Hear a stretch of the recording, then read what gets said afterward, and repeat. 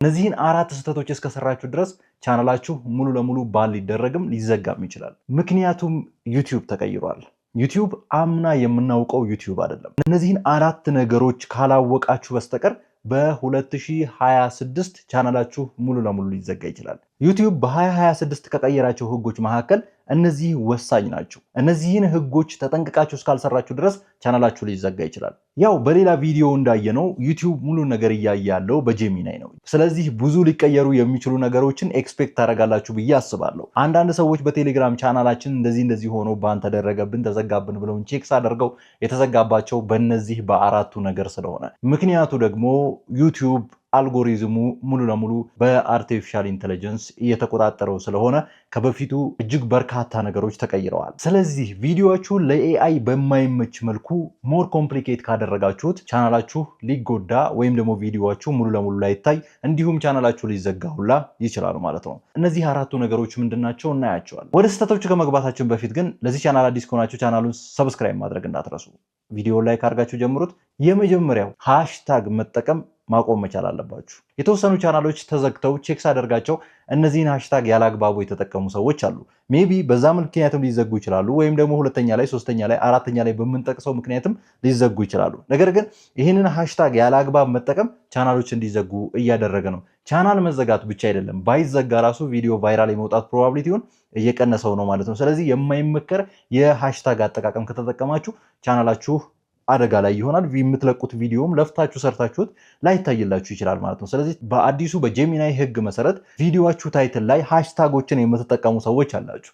ስለዚህ ይህንን ሃሽታግ ቪዲዮ ታይትል ላይ መጠቀማችሁን ማቆም መቻል አለባችሁ። ትክክለኛው ሃሽታግ የማስገቢያ ቦታችን ዩቲዩብ ቪዲዮ ታይትል ላይ አይደለም፣ ዲስክሪፕሽን ወይም ደግሞ ስለ ቪዲዮ ዲስክራይብ የምናደርግበት ቦክስ ላይ እዛው ላይ ሃሽታጎችን ማስቀመጥ እንችላለን። ሌላኛው ሃሽታግን የምንጠቀምበት ስህተት የሆነው መንገድ ሃሽታግን ከ3 እስከ 9 ባለው ሬንጅ ከመጠቀም ይልቅ ሃሽታጎችን በጣም ማብዛት ቻናላችን ባን እንዲደረግ፣ ቪዲዮችን ቫይራል እንዳይወጣ እንዲሁም ሌሎች ነገራቶችን ዩቲዩብ ከዚህ በፊት በሰራነው ቪዲዮ መሰረት እንደነገርናችሁ አልጎሪዝሙን በጄሚናይ መቆጣጠር ከጀመረ ወዲህ ትረስትኮሩ በጣም ኃይለኛ ሆኗል። እናንተን ሮቦት እንዳልሆናችሁ ማረጋገጫው ማለት ነው። እነዚህ ነገሮች ደግሞ እናንተ ሮቦት ናቸው ብለው የሚያስገምቱ ነገሮች ናቸው። ስለዚህ ሃሽታግን ታይትል ላይ መጠቀም አይመከርም፣ እንደዚሁም ሃሽታግን ማብዛትም አይመከርም። ስለዚህ አሁኑ ቪዲዮዎቹ መካከል ያሉ ሃሽታጎች ብዙ ከሆኑ ቀንሷቸው፣ እንደዚሁም ሃሽታጎቹ ታይትላችሁ ላይ የተጠቀማችሁ ካላችሁን ታይትሉን ኤዲት አድርጋችሁ አስተካክሉት። ቻናላችሁ ወደፊት የተለያዩ ነገሮች ሊደርሱበት ስለሚችሉ ማለት ነው። በነገራችን ላይ ከዚህ በፊት የዛሬ ስንት ዓመት ዩቲዩብ እንደዚህ አልጎሪዝሙን ሳይቀይር ራሱ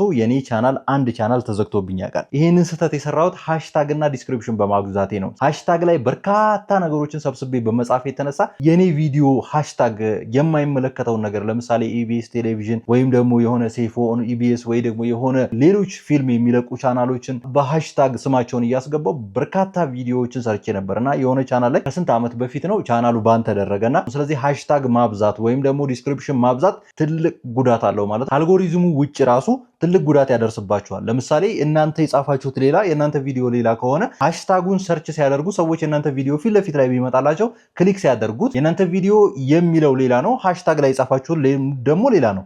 ሰዎቹ ሰርች ያደረጉ ስለሌላ ነገር ስለሆነ የእናንተን ቪዲዮ 1 ሰከንድ የማያዩላችሁም ስኪፕ ብለው ያወጣሉ ማለት ነው። ስኪፕ ብለው ወጡ ማለት ደግሞ ዩቲዩብ ምንድነው የሚረዳው ማለት ነው? ለሰዎች የሚመች ወይም ኮምፎርታብል አይደለም ቪዲዮአችሁ ብሎ ነው የሚያስበው። ይሄ ማለት ነው አልጎሪዝሙ የእናንተን ቪዲዮ አያስተዋውቀውም ማለት ነው። ግን ይሄ የድሮ አልጎሪዝም ነው። የአሁኑ ጄሚናይ ስለሆነ ዲቴል ነገሮችን ስለሚያይ እነዚህም ነገሮች ግምት ውስጥ በማስገባት መጀመሪያውኑ እናንተ ሃሽታጉ ላይ ገና ስትጽፉት ቻናላችሁን ቪዲዮአችሁን ባል ሊደረግ ስለሚችል ይሄንን በደንብ ተጠንቀቁ። ሁለተኛው ደግሞ እኔም ሰፊ ሰዓት አደርገው የነበረው ምንድነው 4 ወይ 5 አካውንት አንድ ስልክ ላይ ሬጂስተር አድርጌ ካለኝ ወይም ደግሞ 3 4 ቶሎ ብዬ ቪዲዮዎችን እንደለቀኩኝ ቪዲዮ ቫይራል እንዲወጣ በማሰብ ምን አደርጋለሁ ማለት ነው ኢሜል እየቀያየርኩኝ ቪዲዮዬን የራሴን ቪዲዮ አያለሁ። ብዙዎቻችሁ ይሄንን ታደርጉታላችሁ፣ በዙሪያ ያሉ ሰዎችም ይሄንን ሲያደርጉ ስለተመለከቱ። ስለዚህ ይሄ ደግሞ በአሁኑ በጄሚናይ ህግ በርካታ ቻናሎች እንዲዘጋ ያደረገ ነው። ለምን መሰላችሁ? ጄሚናይ ሎኬሽን ዲቴክት ያደርጋል። በአንድ ስልክ ላይ ጂሜል እየቀያየራችሁ ባታዩት ይመከራል። ምክንያቱም ዩቲዩብ በአሁኑ ሰዓት ብዙ ነገሮችን ነው እያየ ያለው፣ ምክንያቱም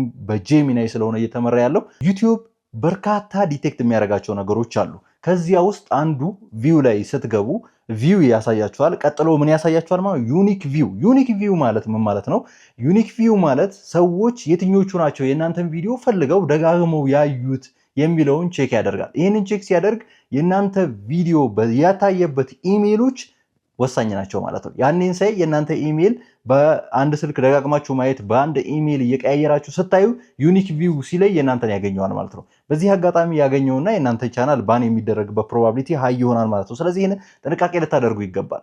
በ2026 የዩቲዩብ አልጎሪዝምን ኮንትሮል ማድረግ በጣም ከባድ ነው። ማለትም ከዚህ በፊት በታጎች በዲስክሪፕሽን እንደዚሁም በሃሽታግ በተለያዩ ነገር እንትኑ ዲስክሪፕሽኑን ኮንትሮል አድርገን እንረዳው ነበር ማለት የኛም ቪዲዮ ቫይራል እንዲያወጣ ማለት ነው። አሁን ግን እናንተ ኮንትሪቢዩሽን ምንም አይነት ልትረዱት አትችሉ። ምክንያቱም ዲቴል ነው የእናንተ ቪዲዮ የሚያየው፣ ከዛ የእናንተን ቪዲዮ አይቶ ነው ሪኮመንድ የሚያደርገው ማለት ነው። ስለዚህ ይሄ ከሆነ ማለት ደግሞ እኛ ምንም አይነት ኮንትሪቢዩት የምናደርገው ነገር የለም ማለት ነው። ለሱ ዲስክሪፕሽናችንን ምናምን ሃሽታጋችንን የምናደርገው ለምንድን ነው? ሰዎች የናን ቪዲዮ እንዲያገኙት ነው፣ ሰርቸብል እንዲሆን ነው እንጂ ለአልጎሪዝሙ ምንም አይነት ኮንትሪቢዩት የምናደርገው ነገር የለም። እኛ ኮንትሮል ልናደርገው የምንችለው አሪፍ ኮንቴንት መስራት፣ እንደዚሁም ለኮንቴንታችን ቫሊዩ ሰጥተን ወይም ደግሞ ቫሊዩ ያለው ኮንቴንት መስራት፣ ለሰዎች ጠቃሚ የሆነ ኮንቴንት መስራት።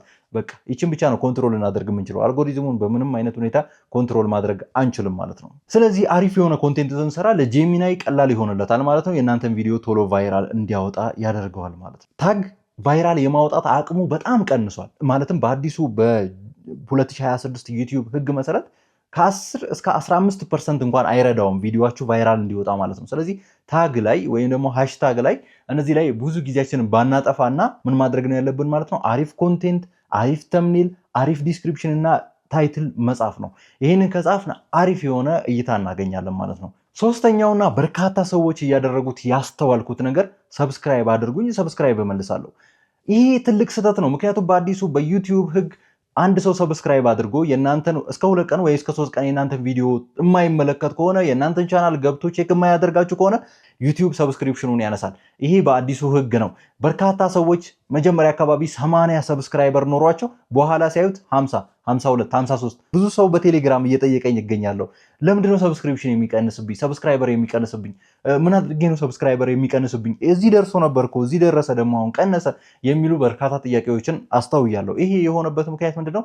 እናንተ ሰብስክራይብ ተደራርጋችሁ ነው። ማለትም አንድ ሰው የእናንተ ቪዲዮ ሳያይ ነው ሰብስክራይብ ያደረጋችሁ። ከዛ ሰብስክራይበሩ ካውንት ላይ ያደርግላችሁ ይችላል፣ ሊቆጥርላችሁ ይችላል። ግን በኋላ ይነሳል። እየተነሳ ነው የሚመጣው። የእናንተ ቪዲዮ ሊያዩ ሊወዷችሁ አይደለም። ድሮ ላይ ነበር ሰብስክራይብ አደርገኝ ምናምን የሚባለው። አሁን ላይ ሰብስክራይብ አደረገህ አላደረገህ ጥቅም የለውም። ጥቅም የለውም ስላችሁ የእናንተን ቪዲዮ የማያይ ከሆነ ነው። እየገባ ቪዲዮአችሁን የማያይ ከሆነ ተቀምጦ ምንም ስለማያደርግ ዩቲዩብ በአዲሱ አልጎሪዝም ምን ያደርገዋል ማለት ነው? ያስወጣዋል ማለት ነው። ስለዚህ ሰብስክራይብ አድርጊኝ ከማለት ይልቅ አሪፍ ኮንቴንት እየሰራችሁ ሰዎች ጋር ተደራሽ መሆን ነው። ከዛ ሰዎች እናንተን እየወደዱ እናንተን ለማየት ፈልገው ሰብስክራይብ ሲያደርጓችሁ ምን ትሆናላችሁ ማለት ነው?